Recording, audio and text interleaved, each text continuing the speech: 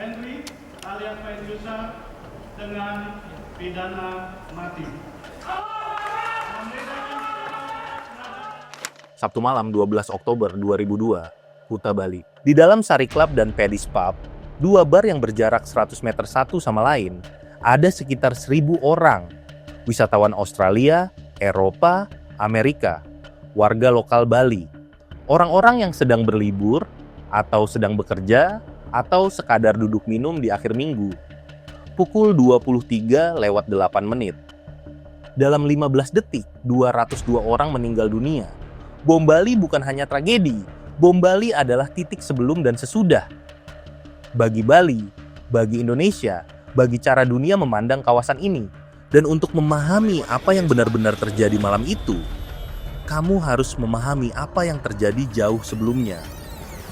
Pada tahun 2002, Bali adalah ikon pariwisata Asia Tenggara yang tidak tertandingi. Bukan sekadar destinasi. Bali adalah brand.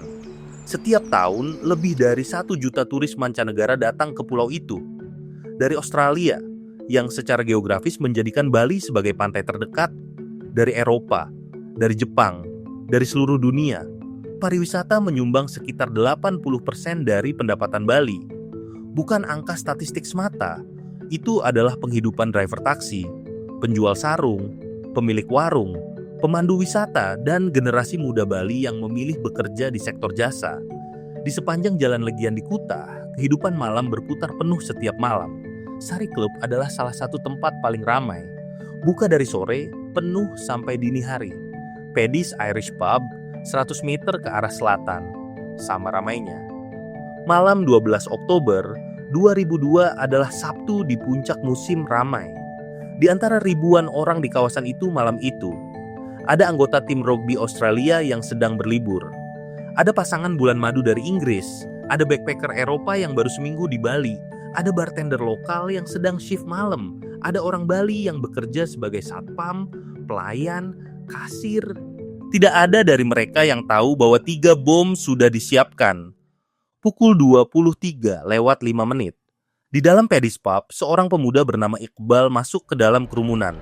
Dia membawa rompi yang dipenuhi bahan peledak yang diikatkan ke tubuhnya. Dia menekan pemicu.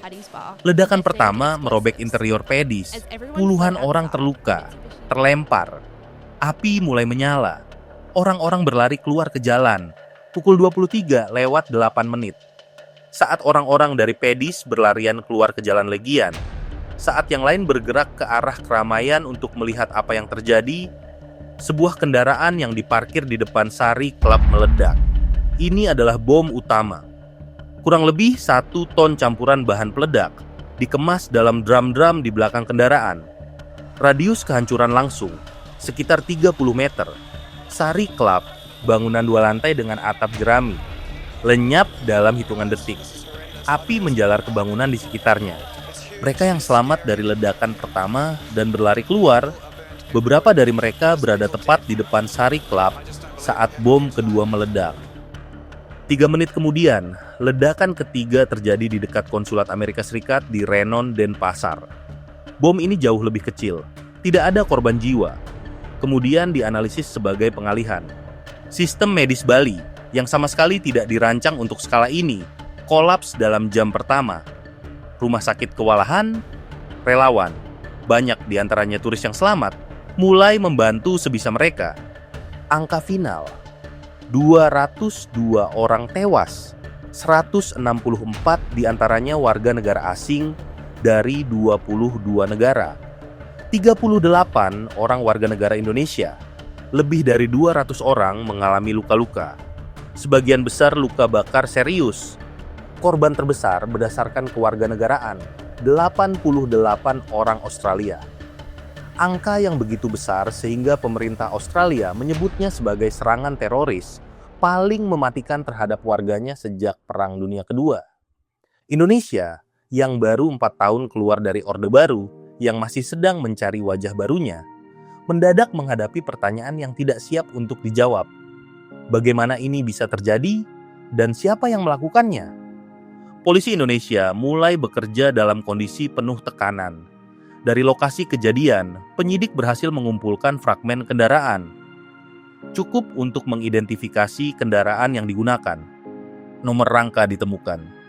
Nomor mesin ditemukan. Dalam 2 minggu, polisi sudah memiliki nama-nama. Ali Imron, salah satu dari 3 bersaudara yang terlibat langsung. Amrozi, kakaknya, pembeli bahan kimia dan kendaraan. Ali Gufron alias Mukhlas, kakak tertua, koordinator lapangan. Dan kemudian nama yang menjadi wajah dari seluruh operasi ini, Imam Samudra, pemimpin operasional, perencana teknis, orang yang memilih target, memilih waktu, dan memimpin persiapan selama berbulan-bulan. Mereka semua adalah anggota Jemaah Islamiyah, sebuah jaringan yang pada saat itu masih belum dipahami sepenuhnya oleh intelijen Indonesia. Tapi ada 2 nama yang lebih besar dari semua nama itu, dan keduanya tidak tertangkap malam itu. Azahari Husin, insinyur bom asal Malaysia, lulusan universitas di Inggris. Dia adalah pembuat bom, arsitek teknis dari 2 ledakan malam itu. Nordin M. Top, juga warga Malaysia, rekan dekat Azahari, adalah perencana strategis dan rekruter jaringan. Keduanya melarikan diri dari Bali sebelum ledakan. Keduanya menjadi buronan paling dicari di Asia Tenggara selama bertahun-tahun. Azahari Husin tewas dalam penyergapan di Batu, Jawa Timur, pada November 2005, 3 tahun setelah bom Bali. Nordin M. Top tewas dalam operasi polisi di Solo, Jawa Tengah, pada September 2009, 7 tahun setelah bom Bali. Amrozi, Ali Gufron, dan Imam Samudra divonis hukuman mati. Mereka dieksekusi pada 9 November 2008. Ali Imron, yang bekerja sama dengan penyidik dan menyatakan penyesalan, divonis penjara seumur hidup. Untuk memahami bom Bali, kita tidak bisa berhenti di nama-nama itu, kita harus mundur ke struktur di belakangnya. Jemaah Islamiyah adalah organisasi yang didirikan pada awal tahun 90-an oleh 2 tokoh yang sebelumnya aktif dalam gerakan Islam di Indonesia, kemudian mengasingkan diri ke Malaysia setelah berselisih dengan pemerintah Orde Baru. Jemaah Islamiyah tidak beroperasi seperti organisasi pada umumnya. Mereka beroperasi dalam sistem sel, kelompok-kelompok kecil yang mengenal satu sama lain, tapi tidak selalu tahu apa yang dilakukan sel lain. Sistem ini dirancang agar jika satu sel tertangkap, sel lain tidak langsung terekspos. Mereka memiliki jaringan di Indonesia, Malaysia, Singapura, Filipina, dan Australia. Rekrutmen dilakukan melalui pesantren tertentu, melalui ikatan keluarga, melalui jaringan alumni yang pernah berlatih di Afghanistan. Sejumlah anggota Jemaah Islamiyah, termasuk beberapa yang terlibat langsung dalam bom Bali, pernah menjalani pelatihan di Afghanistan pada era 80-an dan 90-an saat jaringan militan internasional yang sebagian kemudian berevolusi menjadi Al-Qaeda sedang aktif. Lalu pertanyaan yang lebih dekat, dan yang jawabannya lebih sulit. Mengapa aparat keamanan Indonesia tidak melihatnya datang? Beberapa fakta yang kemudian terdokumentasi. Pertama, intelijen Australia menerima peringatan bahwa ada rencana serangan terhadap warga negara barat di Asia Tenggara sebelum Oktober 2002. Peringatan itu tidak cukup spesifik untuk mengidentifikasi lokasi atau waktu. Kedua, keberadaan Jemaah Islamiyah sebagai organisasi yang memiliki kapasitas operasional di Indonesia sebenarnya sudah ada dalam laporan intelijen. Tapi pada 2002, Indonesia baru 2 tahun melewati reformasi.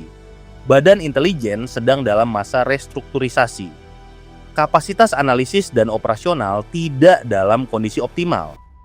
Ketiga, ada argumen yang pernah dilontarkan, meski selalu dibantah secara resmi, bahwa sebagian elemen keamanan punya kepentingan untuk tidak terlalu agresif dalam menghadapi kelompok-kelompok tertentu karena relasi politik yang kompleks dari era sebelumnya. Tidak ada bukti konklusif untuk argumen ketiga itu. Yang ada hanya pola, dan pola itu masih didiskusikan oleh ahli keamanan dan jurnalis investigatif sampai hari ini. Bom Bali tidak hanya menghancurkan 2 bangunan dan merenggut 202 nyawa. Bom Bali menghancurkan sebuah ekosistem. Pada 2003, setahun setelah bom, kunjungan wisatawan mancanegara ke Bali turun ke bawah 1 juta untuk pertama kalinya dalam 1 dekade. Tingkat hunian hotel jatuh ke bawah 10%. Maskapai penerbangan membatalkan dan mengurangi frekuensi rute internasional ke Denpasar.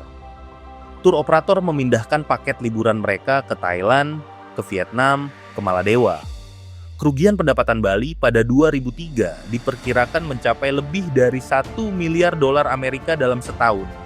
Angka yang luar biasa besar untuk sebuah pulau yang seluruh ekonominya bergantung pada kedatangan orang. Bagi orang Bali, ini bukan angka statistik. Ini adalah penghasilan yang hilang, toko yang tutup, karyawan yang dirumahkan, keluarga yang tidak punya cukup uang untuk makan. Di sisi lain, bom Bali menjadi katalis untuk perubahan hukum yang berjalan sangat cepat. Mungkin terlalu cepat menurut sebagian pengamat. Dalam 4 hari setelah ledakan, pemerintah Indonesia mengeluarkan peraturan darurat tentang pemberantasan tindak pidana terorisme. Peraturan itu kemudian menjadi landasan hukum untuk menuntut para pelaku. Tapi ada paradoks penting. Peraturan itu diberlakukan secara surut. Artinya, digunakan untuk mengadili kejahatan yang terjadi sebelum aturan itu dibuat. Mahkamah Konstitusi pada 2004 memutuskan bahwa pemberlakuan surut ini bertentangan dengan konstitusi. Dakwaan terhadap beberapa pelaku harus direkonstruksi ulang menggunakan pasal-pasal hukum pidana biasa. Salah satu alasan mengapa vonis baru dijatuhkan setahun lebih setelah penangkapan. Bali pulih. Itu yang perlu dikatakan lebih dulu. Karena fakta itu sendiri luar biasa. Pada 2005, angka kunjungan wisatawan mancanegara kembali melampaui 1 juta. Pada 2018, angkanya mencapai 6,7 juta. Lebih dari 4 kali lipat angka sebelum bom. Tapi pemulihan ekonomi tidak sama dengan pemulihan dalam semua dimensi. Di Jalan Legian, tempat 2 bom utama meledak, sekarang berdiri Monumen Ground Zero Bali. Plakat dengan nama-nama 202 korban, turis berfoto di sana. Beberapa dari mereka mungkin tidak tahu persis apa yang terjadi di tempat itu. Bagi keluarga korban, terutama dari Australia, 12 Oktober adalah hari yang tidak pernah normal. Setiap tahun ada acara peringatan. Setiap tahun ada orang-orang yang kembali ke Bali bukan untuk berlibur, tapi untuk duduk di depan nama yang terpahat di batu. Bom Bali kedua terjadi pada 1 Oktober 2005. 3 tahun setelah bom pertama, membunuh 20 orang lagi. Bukan dari jaringan yang sama persis, tapi dari akar yang sama. Sisa-sisa sel yang tidak tertangkap pada gelombang pertama. Satuan anti-teror yang diperkuat pasca bom Bali telah menangkap lebih dari 1.000 tersangka terorisme dalam 2 dekade terakhir. Program deradikalisasi yang dijalankan oleh Badan Nasional Penanggulangan Terorisme menjadi salah satu yang paling banyak dipelajari negara-negara lain sebagai model. Ali Imron, satu-satunya dari 4 pelaku utama yang tidak dieksekusi, sampai hari ini aktif dalam program deradikalisasi. Dia berbicara di sekolah, di pesantren, di forum publik tentang proses radikalisasi yang dia alami dan mengapa dia menyesalinya. Apa yang dilakukan dengan pengakuan itu? Apakah itu cukup? Apakah itu bentuk keadilan? Apakah itu berguna? Adalah pertanyaan yang orang-orang menjawabnya berbeda. Kuta malam ini penuh lagi. Musik lagi. Tawa lagi. Dan di suatu tempat di antara keramaian itu ada plakat dengan 202 nama. Bom Bali adalah peristiwa yang sudah banyak diliput. Banyak buku, banyak dokumenter, banyak artikel. Tapi ada pertanyaan-pertanyaan di dalamnya yang belum pernah dijawab secara memuaskan. Seberapa jauh jaringan Jemaah Islamiyah sebenarnya? Siapa yang membiayai operasi ini? Apakah benar tidak ada satupun sinyal yang bisa dicegat sebelumnya? Ini bukan teori konspirasi. Ini adalah pertanyaan yang ahli keamanan, jurnalis investigatif, dan keluarga korban sendiri masih ingin dijawab. Tulis di kolom komentar. Bagian mana dari video ini yang menurutmu paling jarang diketahui orang? Jawaban kalian membantu kami memilih angle investigasi berikutnya. Kalau kamu ingin melihat bagaimana pola yang sama, kegagalan intelijen, jaringan yang tidak terdeteksi, impunitas yang tidak tuntas, muncul di kasus-kasus lain dalam sejarah Indonesia. Subscribe sekarang.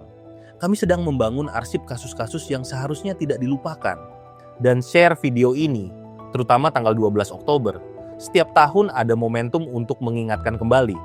Mengingatkan bukan tentang ketakutan, mengingatkan adalah tentang memastikan bahwa 202 nama itu tidak menjadi sekadar angka. Ada sebuah catatan yang ditemukan peneliti dalam dokumen persidangan Imam Samudra. Dia menulis rencana operasi ini dengan bahasa yang sangat dingin, sangat administratif, untuk sesuatu yang merenggut 200 nyawa. Kita tidak akan mengutip isinya, tapi fakta bahwa sesuatu seperti itu bisa direncanakan, dilaksanakan, dan baru bisa dijelaskan sepenuhnya bertahun-tahun kemudian adalah sesuatu yang layak untuk tidak kita lupakan.